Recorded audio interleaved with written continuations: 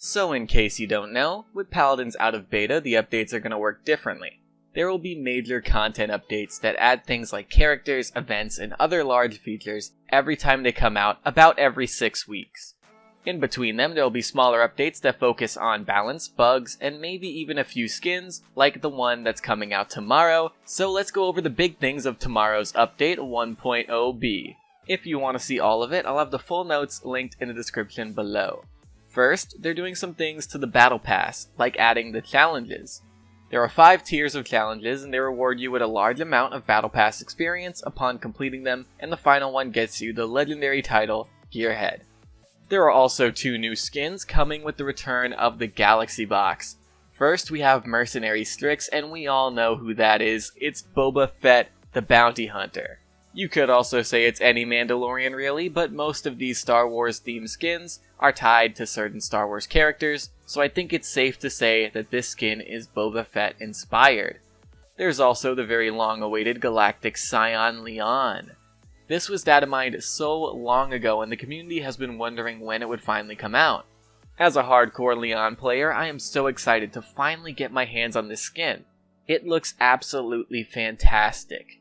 And it also looks like the inspiration for it came from Princess Leia when Jabba turned her into one of his slaves. The codename for the skin was Slave Princess after all.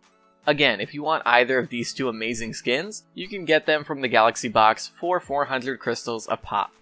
The Covert Ops Elect skin from Paladin Strike is also finding its way into the game.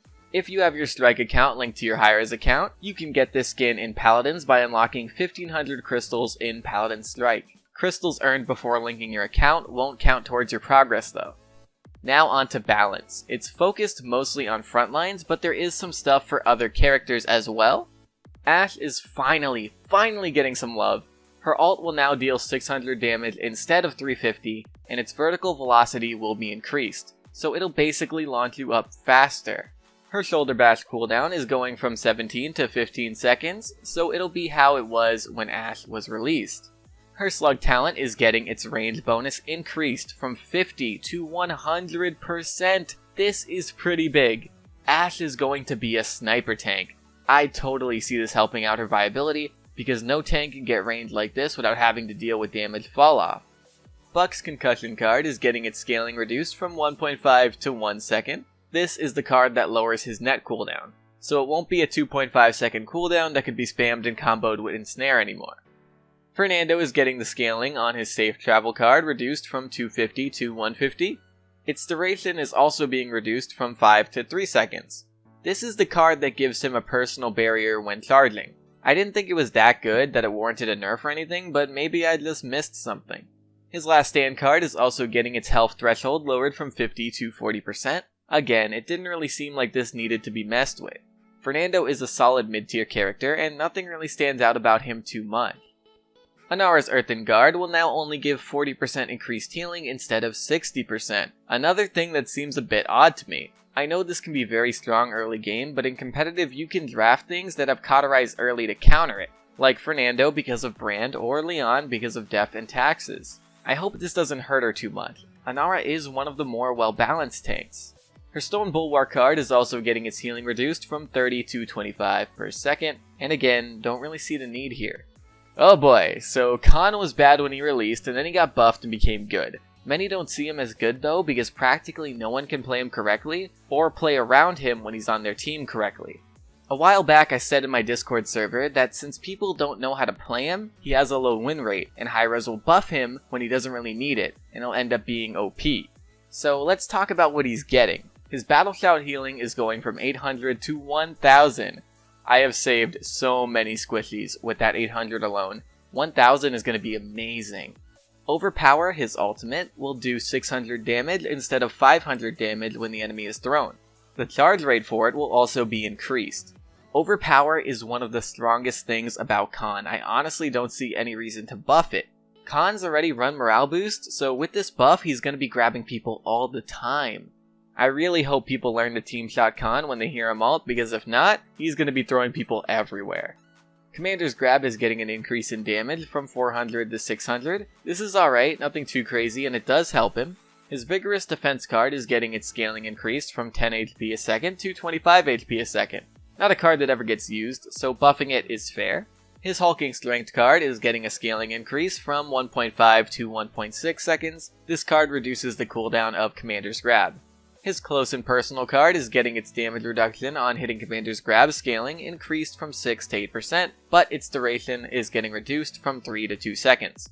They're trying to put more power into Commander's Grab, and that's fine. However, putting more power into his ult is not really the way to go. I feel like his ult will decide fights more often than it already does, since it'll be up so often. Then you pair that with everything else he can do, and well, it's a scary thought. But we'll see how it goes. Kinessa is getting her sniper zoom increased. I guess this is to make it harder for her to snipe targets up close. I'm fine with that. Snipers can deal with flanks pretty effectively even at close range, but my question is, why isn't Strix getting this too? Ruckus is getting his health reduced from 4,500 to 4,000. I guess this is to help balance out his bulk to DPS ratio. He'll still be really good, no doubt. So, Hi-Rez. Cassie nerf when? Hello? I mean, like, you nerfed Fernando and Anara, but not Cassie? I love ya. I really do, and I mean it, but, hello? Moving on, there's also quite a bit of bug fixes. I won't go over all of them, only the character ones. If you want to see them all, then click the link below like I said earlier. Barrick's weapon has been doing 413 damage a pop without tinkering. This was a bug. He'll now do the correct amount of damage.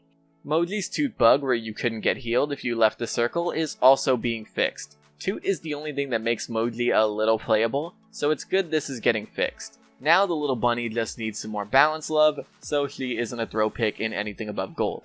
Terminus stun talent will now only stun and not slow. It doing both was a bug. Shaolin will now turn to face the direction he is firing during planted. Thank you, this was such an annoying bug. It makes dealing with him easier since you'll be able to see if you can jump on him during planted or not. They've also fixed various crash issues. This is great because the game has been crashing so much and the crashes have been deciding games.